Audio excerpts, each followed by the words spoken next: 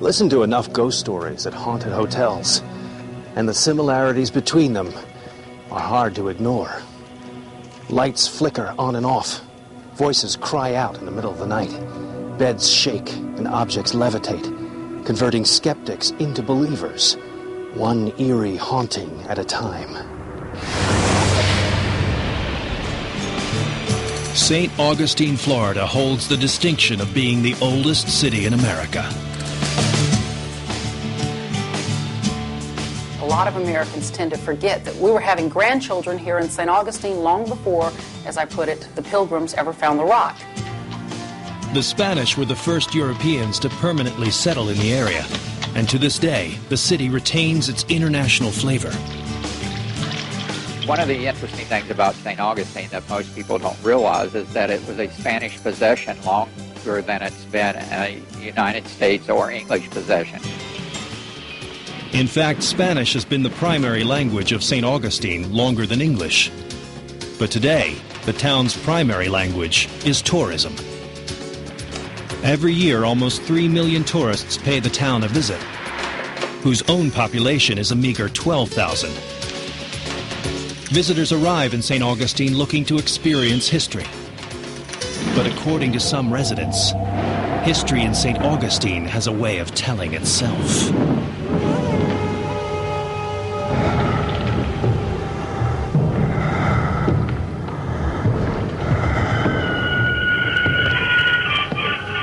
I was absolutely riveted in my tracks. I thought, this can't be happening to me. This must be a ghost.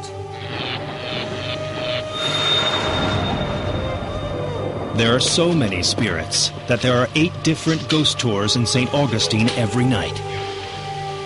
When people come here and the sun starts to go down, you immediately start thinking of the supernatural and the fact that there have been people here for hundreds of years, and many of the streets go through old cemeteries, and it's just the perfect setting for tours of the supernatural. Another perfect setting for the supernatural is the Old City House Inn. Locals say it was once the site of a military fort. But most guests checking in have no idea about the ghosts. They come looking for romance at this intimate 7-bedroom inn. The 2-story mansion is best known for its unique exterior, stuccoed with shells, and its lion statues that seem to be guarding the courtyard. But if employees and visitors are to be believed, when the dark blanket of night wraps itself around the old city house, the lions aren't the only guardians of the inn. There are rumors of a ghostly sentry, standing guard on the same soil where he once kept watch, and where the Old City House Inn sits today.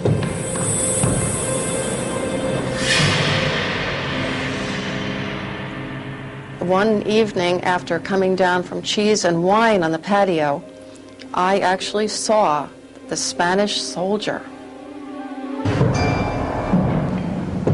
in full military regalia. He doesn't know he's dead. He's still guarding the place.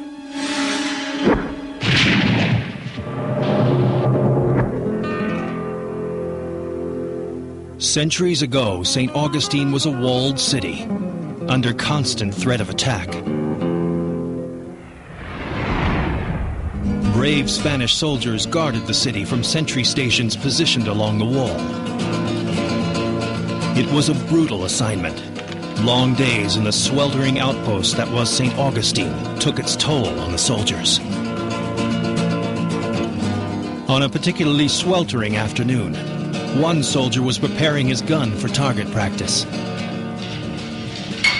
As he did every day, he loaded the gunpowder into the chamber.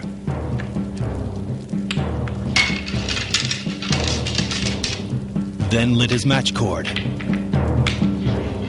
But a spark fell into the chamber. The gun misfired. He was killed almost instantaneously. He had no idea that he was shot, and subsequently, he still thinks he's on patrol. Guests at the inn that sits where he met his untimely end have reported seeing the sentry, still in uniform, keeping his nightly watch, not knowing that he himself has become the strange noise in the darkness.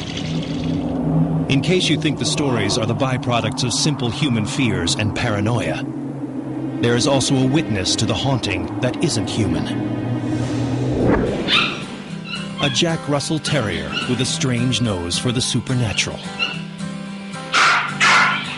There are areas of the old City House Inn the dog will simply refuse to go, and she'll occasionally bark at something that can't be seen by human eyes. I've seen her bark down the hallway here. She just barks and barks and she won't move. I know she's the friendliest little dog in the world, and I knew that there was something that she was sensing that was unusual or supernatural. Perhaps this dog is protecting her home from ghosts, but at the old City House Inn, it's a full-time job. There are stories of another spirit roaming the halls. This one, unlike the soldier, has a real knack for mischief. When a psychic visited the old City House Inn, he told her his name is William. William is the prankster of the three ghosts that we have here at the old City House, and he will tend to knock on doors. Some of our guests enjoy it, and some of our guests don't think it's very funny. Quite a few guests have complained that someone's knocked on their door. They open the door, and there's nobody there. And they get this uncanny feeling, and there's a little cold breeze, and they look around, and there's no one there. William whispers to all who can hear him that he prefers to be called by the initials WM. The mysterious WM has also been known to turn lights on and off at random.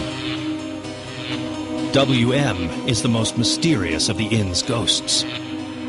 But he has become an integral piece of the evolving old City House Inn legend. There have been stories and loves and losses since the 1500s on this very site. I think those spirits don't just evaporate. I think they still exist in some component right here. And for those who truly want to witness the past colliding with the present, book a room at the old City House Inn.